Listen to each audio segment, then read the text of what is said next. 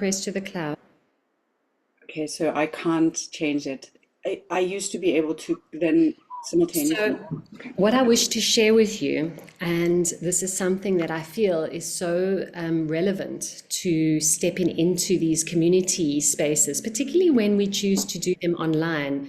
I mean, we're quite safe in our own homes and in our own spaces, so you kind of can be somewhat hidden as opposed to walking in a room and being completely seen. And it's been a very, very interesting journey for me to also observe what it is to trust. And my own personal journey has been one where trust has been a major theme in my life. And as I've gone deeper into explorations and my own story, because as a child, I never felt particularly unsafe. I felt quite safe in my childhood. I didn't come from an unsafe childhood, but I carried so much distrust. And I saw that even in my father, very distrustful, always assuming the worst in somebody or something. So that is, of course, our negative bias, which is inherent in our primordial brains, where survival, so don't, you've got to think about the risks and always the risks. And so I think that was definitely conditioned in me, but it seems to have played out a lot more than maybe even my siblings. And it's been fascinating to observe different physical experiences that have happened that have facilitated me making a choice. Do I want to trust a little bit more? Do I want to experiment with these people or this person or this neighbor, even when it's sort of so close? And it's been very highly sort of protective in a way. And I guess the shift has been one in which it's happened over decades, but it's been that realization that the trusting element is actually trusting myself. 100%. It's not about anyone else. And so whatever Nothing is might ever about anyone else.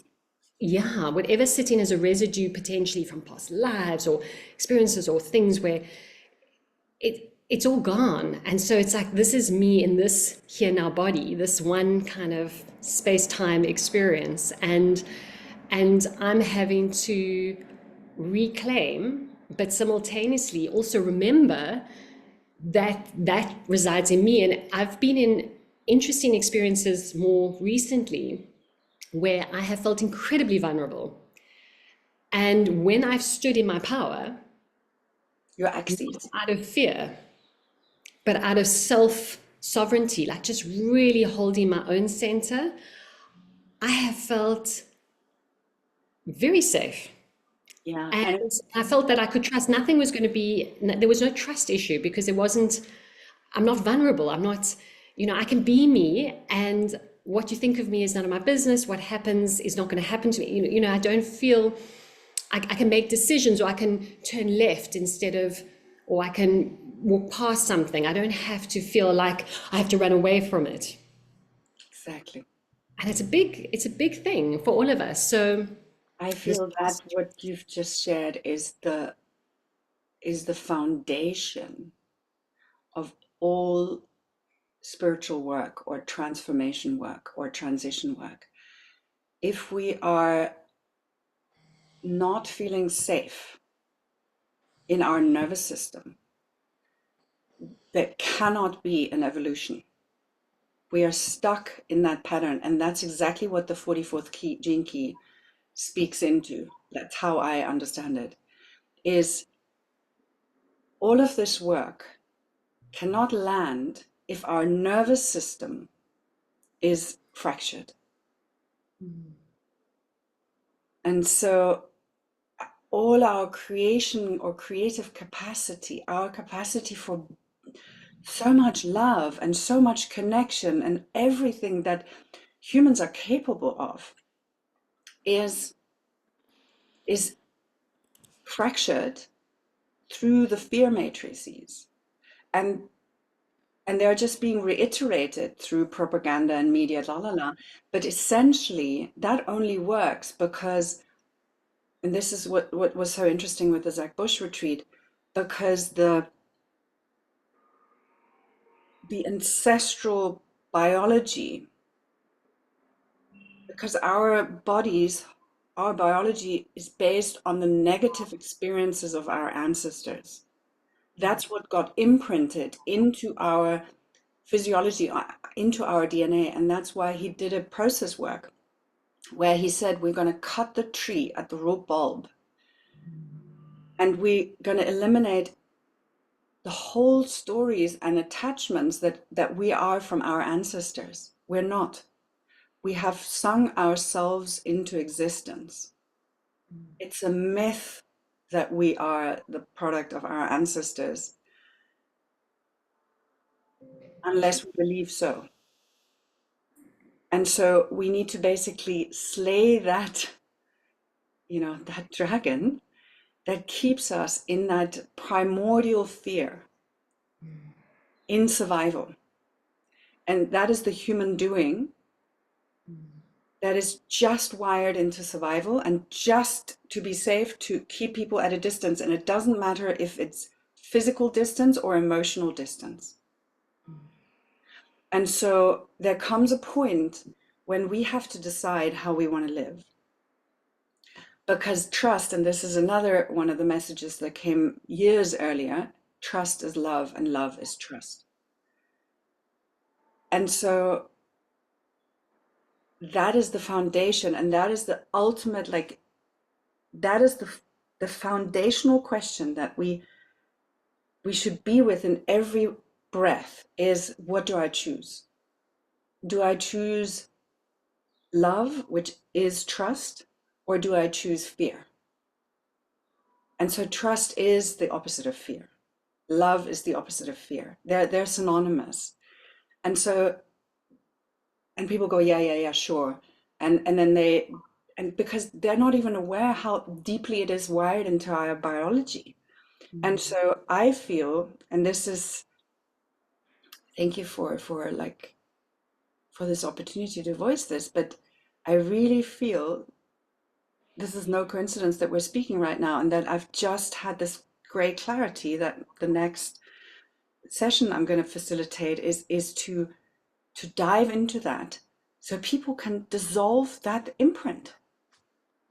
I mean, I really think it's possible. I don't know if it's possible, in just in 30 minutes or, this coming Saturday, but I just know that that's why the gene keys are here.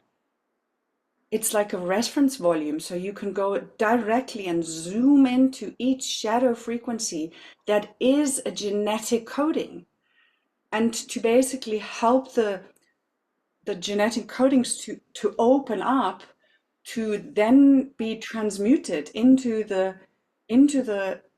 gift and the acidic frequencies. And so all of this has a purpose. This whole notion of us understanding how deeply we're wired, and our ancestors have been wired into distrust and fear, that is the material of evolution. And we're here to evolve as a human species. It's not about me and you, and if we are finding this journey comfortable, or if some person this and that, and the whole narrative. We are here as infinitely small pieces of this evolutionary force that is the universe and the cosmos. And when you speak of this, and what comes up for me is that when one speaks into some of these sessions around the light, bringing in that light, bringing in that heart opening, there is this lightness that is felt when we release. And the invitation for us doing this together is to choose. So it's also reminding us that we have the power to say no, I'm done, and to actually say, my journey is about this, and to choose exactly what you want as opposed to what you don't want. I think that's absolutely key. Is where attention goes, energy flows. And I always say this, and So we that's don't have to focus so much on what we no longer want. because we don't even know most of what we don't want. We're 95% unconscious. Okay.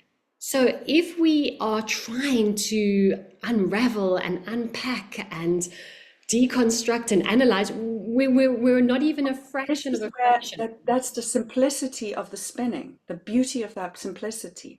You start spinning around your own axes. And by definition, you spin around what you want. And When the anybody, co-creation of what you want between the masculine and the feminine. And so no one else's orbit has any influence on you because you are self-centered. And that is actually also such a spell, you know, that self-centeredness was made bad. yeah, yeah, it's a distortion. It's a There's distortion because so many distortions in the words. life that you are and the gifts that you were born with, your unique geometry, in its expression is the service. That's the service. And so that's what we're doing here together. I'm going to share this with everybody on our group because I think this is very important as a prelude potentially. So we're speaking to everybody here and to ourselves. You know, this is the thing. We you know, you often think, oh, well, there's a facilitator and then there's a participant, but we're all participants. We're co-creating. And we're also supporting each other, remember. But I think it is very important that focus of what you want, because it's much clearer or can become clearer if you're seeking, if you're exploring, if you're desiring to become clear. All you have to do is ask for clarity. You might not know what it is, but if you put that out as your intention to receive clarity, things drop in the most curious, unexpected ways because we are mostly unconscious. So things that will exceed expectations can sometimes drop in. And to really underline, it's not about what we want. It's about clarity about who we are. Absolutely. Because this wanting thing is, no, that's not a good path Not to go. wanting, sorry, it is very much. It's this remembering piece of who we've come to be. So if we are that powerful that we sang ourselves into existence, you know, what else can we create from that place? And from that alignment, from that remembrance of our pure original soul song. And if we're connected and we're centered around that, we're orbiting, we're cosmos in ourselves, you know, and just imagine. And it's actually these two black holes, if you want, that have come together and merged together and that birthed us individually. And then just imagine what is possible if other people come together with that. I mean, there's so much energy, there's so much consciousness that is effectively trapped within us.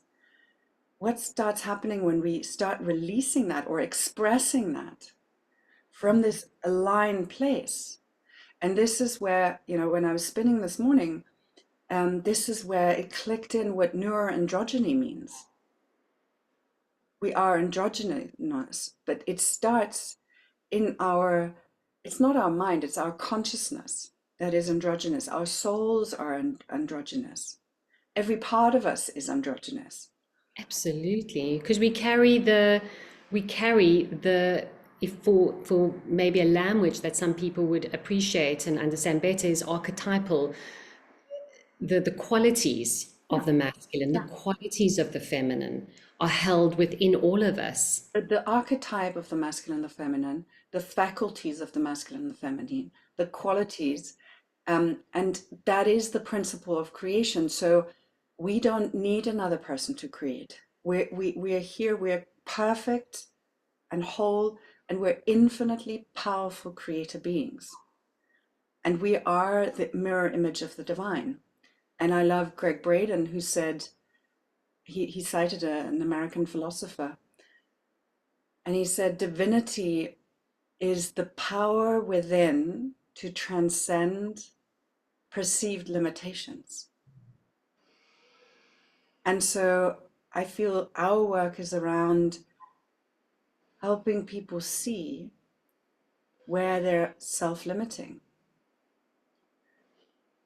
and where they're not orbiting around their own sun, their own axes, but around scarcity, the masculine, patriarchy, abuse, you name it. We're so, like, it has become so normalized and it has become so heavily criticized to center, like, to want anything for ourselves, but we're made to feel bad. We need to adhere to this and adhere to that, and we need to answer to this, and there's all these rules that basically consistently from an early age keep us from spinning Uh, around ourselves and us- and therefore completely suppressing all creative life force. Oh, that's very, very beautiful. I think that's a very, very beautiful share to bring us into these deeper contemplations, but also to recognize, and I think this is very important in and around what we're doing here together, is to feel, to really feel the words, to allow the words not to just be sitting up here as language and concepts and constructs, but rather allow that to sink in, and in the sinking in, to choose. It's sort of almost it's a declaration.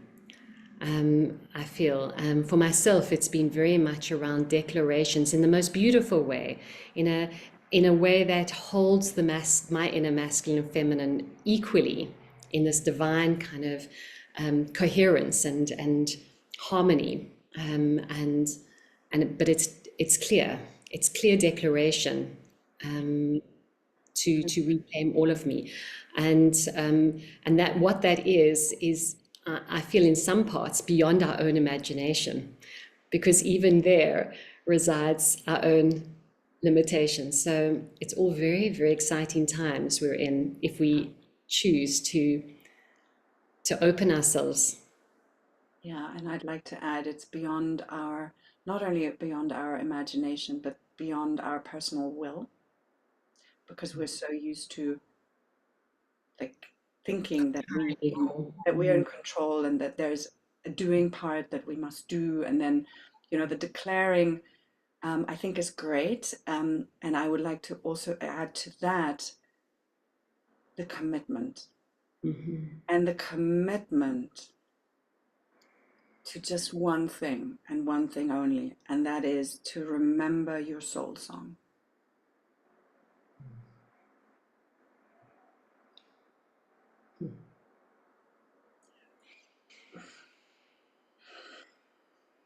Beautiful. Yeah. Thank you, Corinna.